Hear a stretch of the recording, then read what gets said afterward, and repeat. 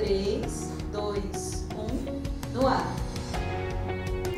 Olá, mais uma vez aqui estamos com o nosso programa Alinhando os Ponteiros. Isto mesmo, queremos estar com a nossa vida totalmente alinhada na presença do Senhor, totalmente alinhada de acordo com as Escrituras. E fizemos esta série de programas baseados no livro de Atos dos Apóstolos.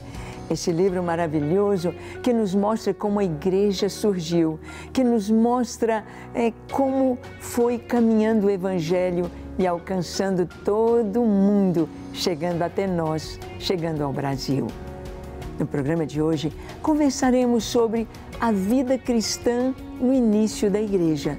Como é que nossos irmãos viviam? Como os primeiros cristãos se portavam? Como era a vida dos nossos primeiros cristãos? Vamos comparar com a nossa vida hoje? Vamos ver se estamos dentro do mesmo alinhamento? Vamos ver como nossos irmãos viviam? Então deixe o seu coração aberto para Deus. O Espírito Santo vai falar com você. Creia, e Ele vai nos transformar à imagem maravilhosa de Jesus. O programa Alinhando os Ponteiros já começou.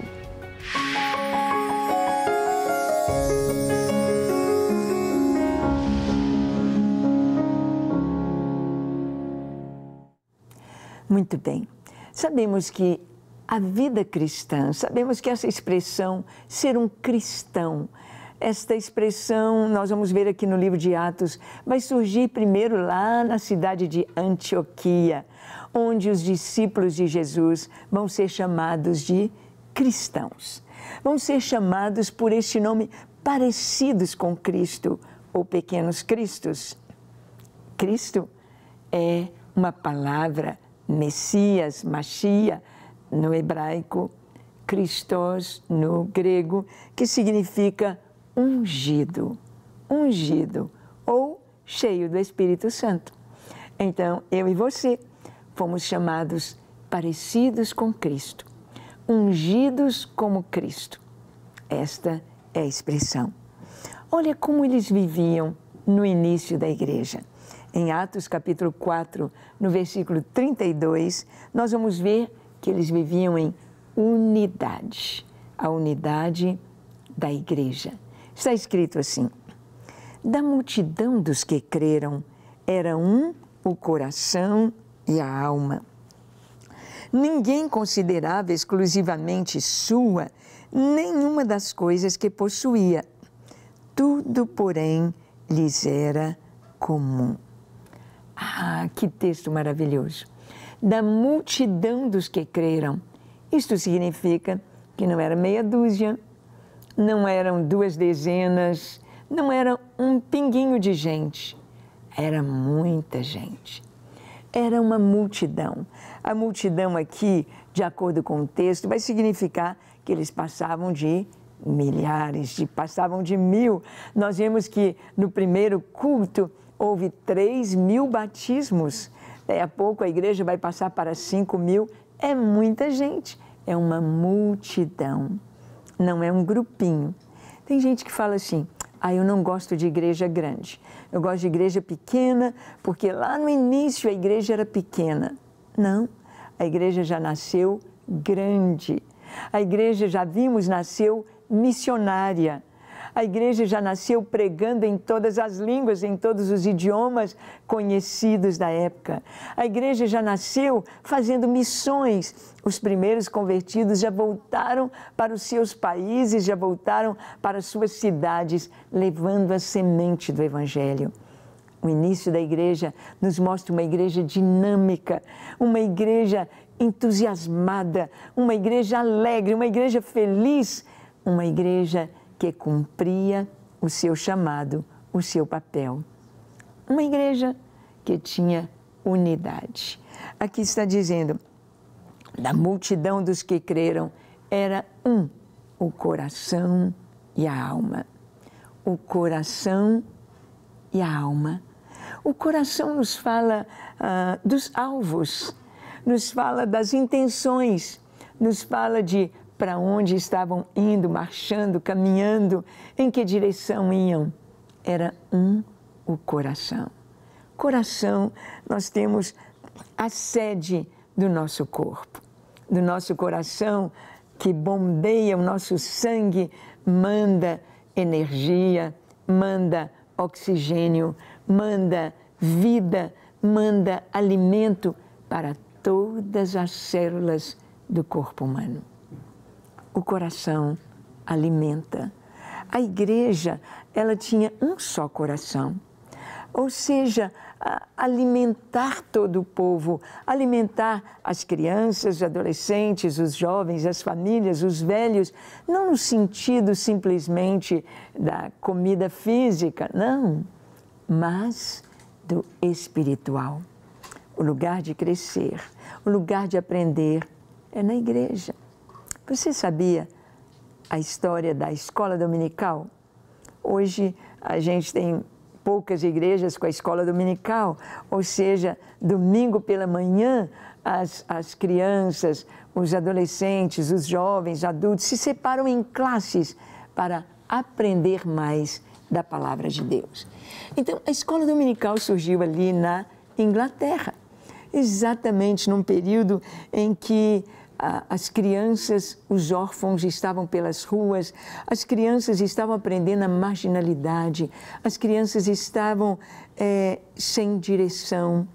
E um homem de Deus, ele disse, vamos aproveitar que as igrejas, elas estão com seus templos livres uma boa parte da semana. Vamos aproveitar os templos para classes, para ensinar as crianças, para trazer o caminho para elas, ensinar a ler, a escrever, mas ensinar também as escrituras. E surgiu a escola dominical, que começou a agir e a se espalhar pelo mundo inteiro, aprender a Bíblia. Como precisamos da escola dominical, como precisamos estudar a Bíblia. A Bíblia é um livro que nos ensina tudo. A Bíblia nos ensina a viver, a casar, a cuidar dos filhos, a trabalhar, a progredir na vida, a buscar cada vez mais o conhecimento e a sabedoria e aplicar isto no viver. A Bíblia nos ensina tudo, tudo, tudo, porque foi nos dada pelo Senhor. Ele nos fez e Ele sabe o que precisamos para sermos completos, para sermos felizes. Então, era o coração da igreja. E a alma nos fala das emoções. Ai, todo mundo se alegrava, todo mundo chorava com os que choravam, se alegravam com os que se alegravam e caminhavam juntos em unidade. Ninguém considerava o que tinha como seu. Maior tolice do ser humano é achar que somos donos de alguma coisa. Esses dias eu estava ouvindo uma palavra de um homem dizendo que todos nós somos sem teto. Realmente, todos nós. A gente é apenas mordomo dos bens que estão confiados a nós. Nada nos pertence. Tudo pertence ao Senhor. Tudo é dele, por ele e para ele. Tudo pertence a Deus. Você morre e tem de deixar tudo aqui. Tem de deixar tudo aqui. Não vai levar absolutamente nada. Nada. Nada. E é tão importante saber isso. A igreja primitiva sabia disso. Ninguém considerava exclusivamente seu nada. Oh, você está precisando? Olha, eu tenho 2 sapatos, vou te dar um. Olha, pode usar essa roupa. Olha, eu tenho uma camisa sobrando, você está com frio, eu tenho uma blusa. Vem comer em minha casa, vem. Nada era exclusivamente seu. Quando nós temos esse coração desprendido, nós passamos a viver mais lá do que aqui. Ou seja, nós passamos a desfrutar melhor da vida, a generosidade, o amor, quando fluem do nosso interior, nos fazem mais felizes, porque vão trazer também para nós mais gratidão. Gratidão. Olha o testemunho que eles davam da ressurreição de Cristo, os nossos irmãos. Atos 4, versículo 33, diz assim: e com grande poder os apóstolos davam testemunho da ressurreição do Senhor Jesus, e em todos eles havia abundante graça. Uau!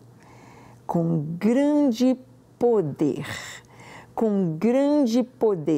os apóstolos davam testemunho, eles contavam que viram Jesus ressurreto.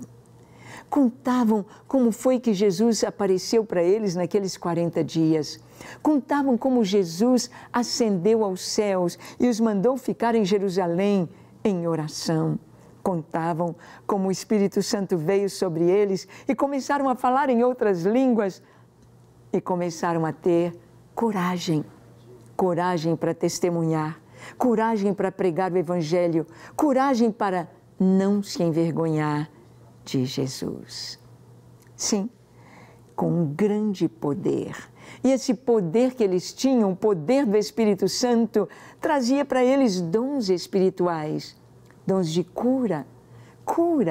Pedro, eles chegavam a colocar os enfermos no lugar por onde Pedro ia passar, para que a sombra de Pedro, projetando sobre os enfermos, pudesse curar.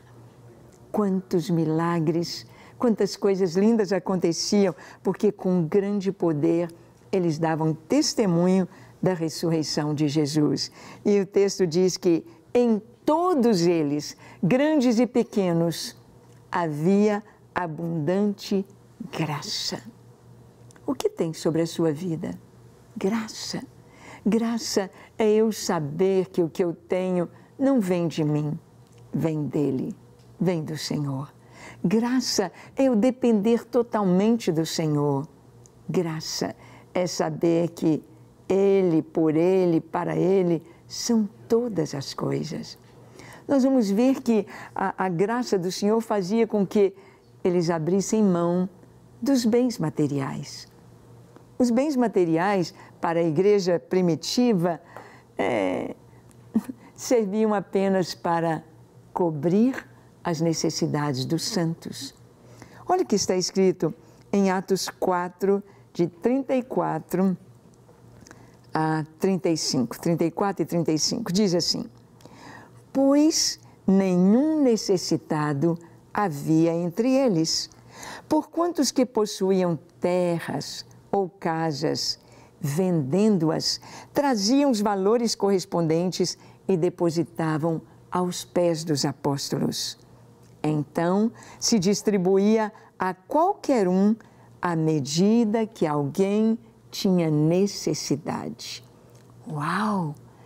Esse texto está dizendo que na igreja primitiva, na igreja do primeiro século, não tinha nenhum necessitado, nenhum pobre.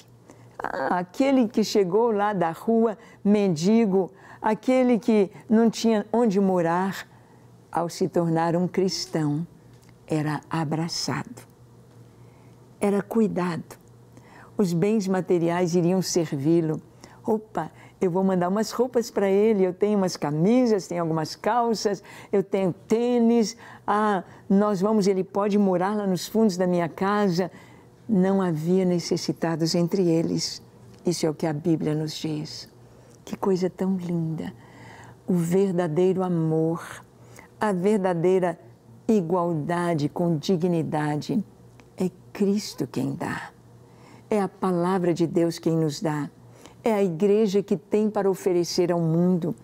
Nós vemos aí tantos sistemas de governo, como o socialismo, comunismo, que tentam pregar uma igualdade para as pessoas, mas o que nós vemos em nações como Cuba, como Venezuela, como estão se tornando Argentina, Chile, Bolívia, como Coreia do Norte, como China, as pessoas igualadas na linha de pobreza.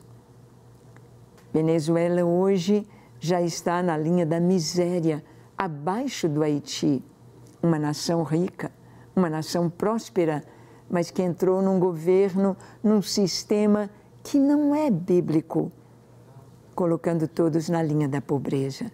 O Evangelho não. O Evangelho eleva as pessoas. O Evangelho toma as pessoas lá da sarjeta e as coloca em uma posição de dignidade, de trabalho, uma posição de poder ascender na vida. Por que o sistema socialista é tão contra a igreja? Porque eles sabem que a igreja eleva as pessoas, eleva as classes sociais, porque a pessoa antes bebia, jogava, antes estava ali no vício, o dinheiro dela, ao invés de ir para casa, comprar o leite para os filhos, o pão para a família, iria comprar a cachaça, a bebida, o cigarro, a maconha, a droga. Então, dentro daquele contexto da bebida, a pessoa não desenvolvia. Ela estava só caindo, perdendo a sua própria dignidade. Mas o Evangelho, ele traz exatamente a dignidade. Faz com que a pessoa tenha prazer em trabalhar, com que a pessoa tenha prazer em se desenvolver e fazer o seu melhor, primeiro para Deus, depois para o próximo. Então, a igreja primitiva, a igreja do primeiro século, não tinha necessitados, porque todo mundo, quando converte, muda de vida. Muda de vida. O preguiçoso vai trabalhar. Aquele que furtava, não furta mais. Aquele que fazia coisas erradas, aquele que bebia, fumava, se drogava, ele é liberto. Ele não vai mais fazer essas coisas. Então, a bênção virá. O trabalho faz a pessoa prosperar. Muitos dizem, a gente tem de igualar, tirar a riqueza do rico, dividir para o pobre. Não. Se todos trabalham, todos trabalham. Na verdade, o Senhor diz que os pobres sempre vão acontecer, porque a própria terra, ela nós podemos dizer assim, ela vai favorecer uns e dificultar para outros. Se hoje você dividir toda a terra, todo o espaço que nós temos para plantar, para colher, a terra, dividir em quadradinho lá, igual para todo mundo, com pouco tempo vai ter rico e pobre. Por quê?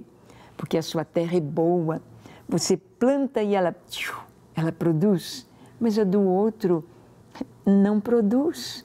A do outro, olha lá a China, 1/3 da China tem cidades, o resto é inóspito. Aquele país daquele tamanho, exatamente. Então, nós teríamos logo ricos e pobres. O Senhor disse que haveríamos sempre de ter os pobres, mas Ele não disse que teríamos os pobres e os deixássemos. Ele disse o quê?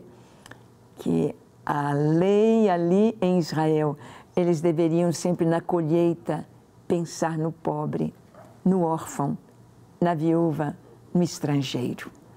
Então, sempre o Senhor se preocupa com aquele que está passando necessidade. Por isso, a igreja primitiva que diz que não havia necessitados entre eles, porquanto os que possuíam terras ou casas vendiam aquilo que estava sobrando, traziam os valores correspondentes e depositavam aos pés dos apóstolos, para que os apóstolos pudessem repartir. Então se distribuía de acordo com a necessidade. Que coisa tão linda! Amar, servir, ter um só coração. Esta é a vontade de Deus. E nós vamos ver que houve alguém muito especial aqui na igreja primitiva que fez algo desta forma, com um coração generoso. Atos capítulo 4, versículos 36 e 37. Lemos assim a oferta de Barnabé. Está escrito assim: José, a quem os apóstolos deram o nome de Barnabé, que quer dizer filho da exortação, levita, natural de Chipre, como tivesse um campo, vendendo, trouxe o preço e o depositou aos pés dos apóstolos. Bem, a gente viu que a igreja já tinha esse ambiente de ofertar. Já existia essa vontade de servir uns aos outros e de amar, e de compartilhar, e de dividir.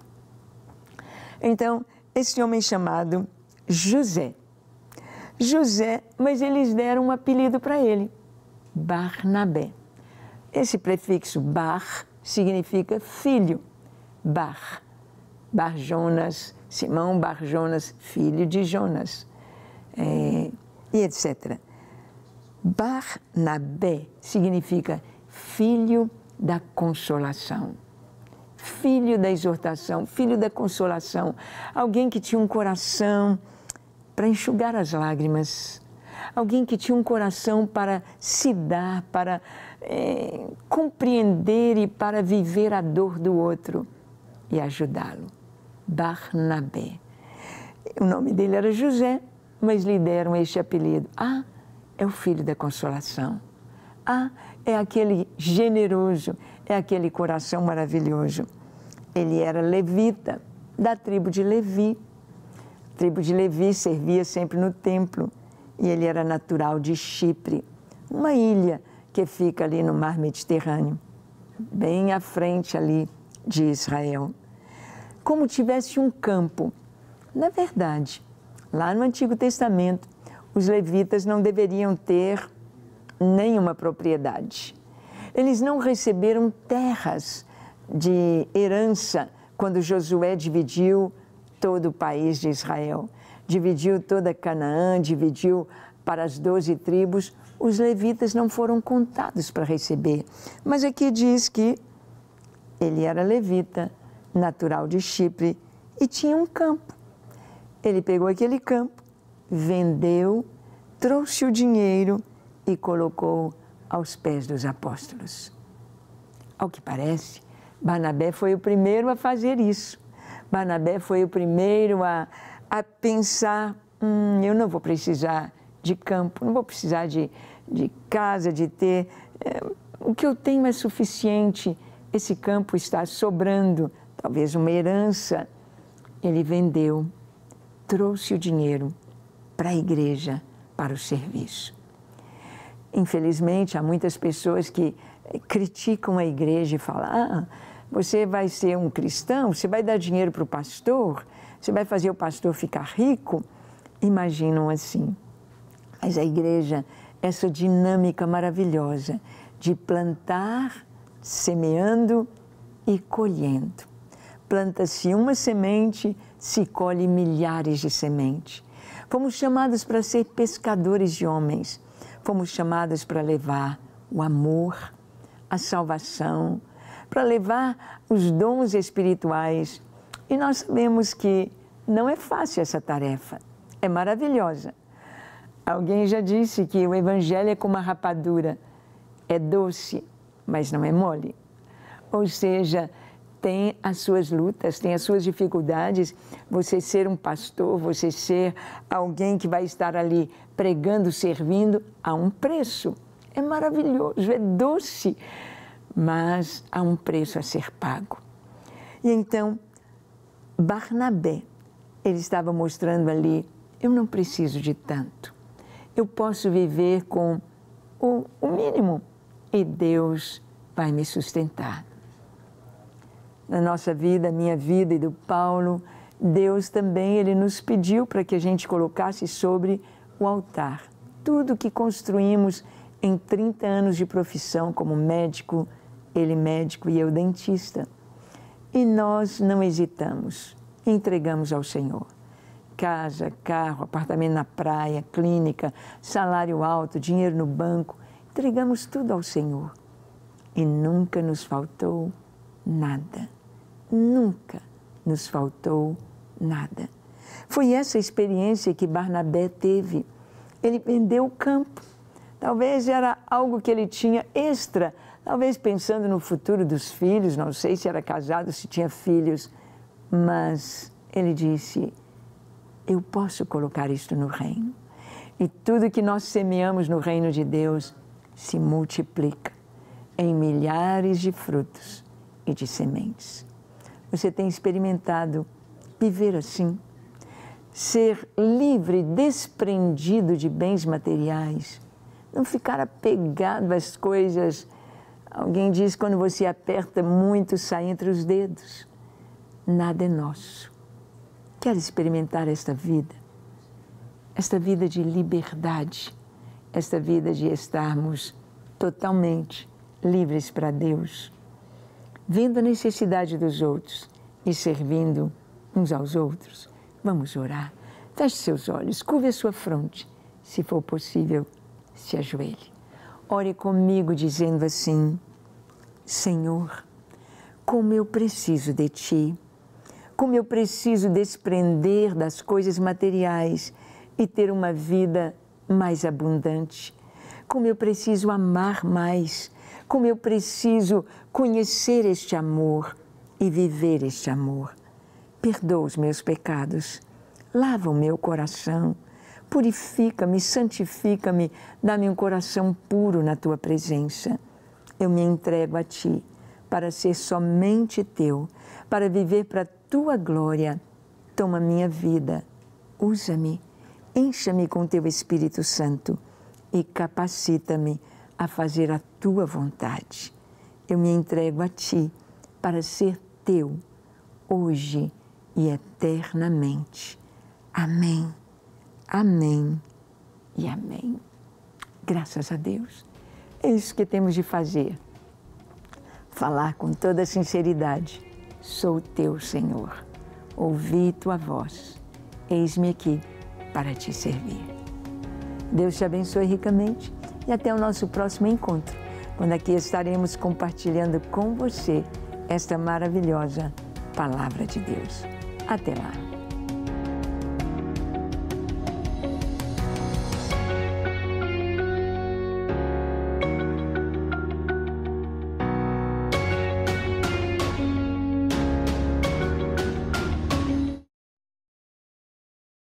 Ok, pastora, agora o 6º programa. A igreja se reúne para cultuar